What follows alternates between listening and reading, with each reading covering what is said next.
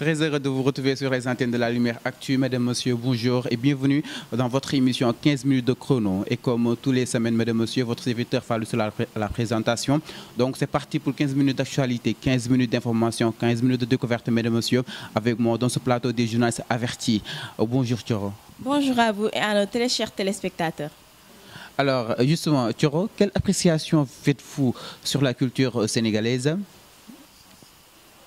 La culture est un point essentiel, je pense, pour tout pays. Elle est l'ensemble des manières de faire, de penser, d'imaginer propres à un peuple ou une communauté, un pays, voire même un continent.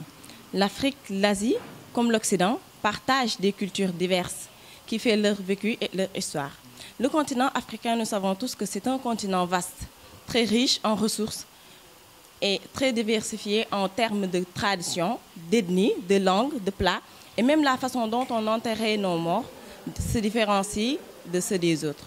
Alors, vous l'avez dit tout à l'heure, la culture dans le vrai sens du terme, surtout dans sa diversité ici en Afrique. Mais qu'est-ce qui fait la particularité ici au Sénégal?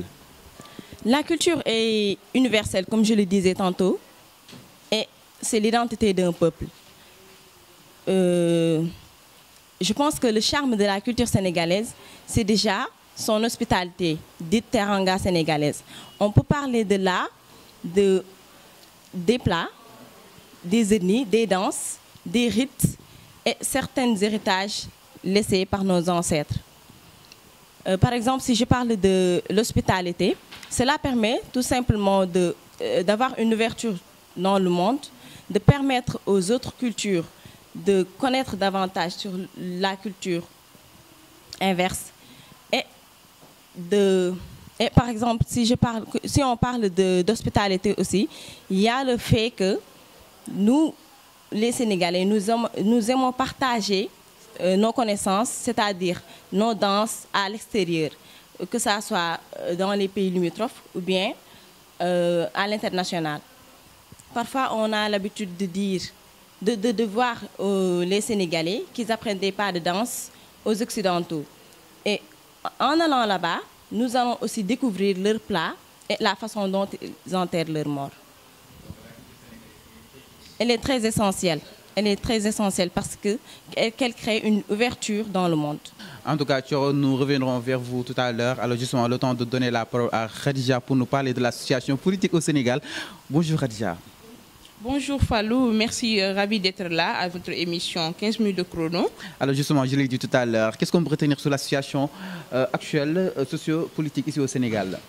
Merci beaucoup Fallou, merci, ravi d'être là à notre émission 15 minutes de chrono. Donc, constate la situation politique, socio-politique au Sénégal actuel.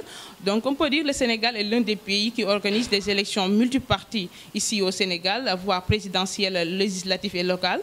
Donc, on constate ici au Sénégal, depuis les élections locales, voire les émeutes qu'ils ont faites avec la violence depuis le mois de mars, avec les élections locales. Donc, on constate que cela se répercute avec les élections législatives à travers le parrainage, de différentes parties comme l'opposition. On constate aussi le rejet des listes, de certaines listes comme Yewwi Askan Wi et WAW.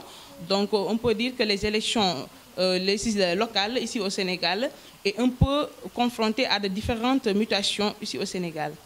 Alors Khadija, am na solo baax li nga wax pour ñu déggul nasaxaan justement est-ce que mën nañ tiit si fitna xew fi comme li fi xewoon mars par rapport ak tey investisseurs yi tey ku nekk tey di xëccoo place mu nekk benn désordre boo xam ne kenn xamul fan la yam. Violence bi yëpp mën na fi ñàkk parce que Sénégal benn bopp la kenn mënu ko xar ñaar image Sénégal mu ngi partout à travers le monde donc benn consensus rek la moom mën a am fii Sénégal que état wàccee loxoom opposition tamit ñëw fekk si ko ñu waxtaanee ko une bonne fois pour toutes xiiroo bañ cee am ŋaayoo bañ cee am ku déposé sa liste ba gagné xam ne yow yaa gagné boo perte tamit nga xam ne yow yaa perte jarul ay violence yoo xamante ni ba ñuy delluwaat ci mois de mars nga xamante ni ay dee yu bëri lañ constaté fii ci Sénégal.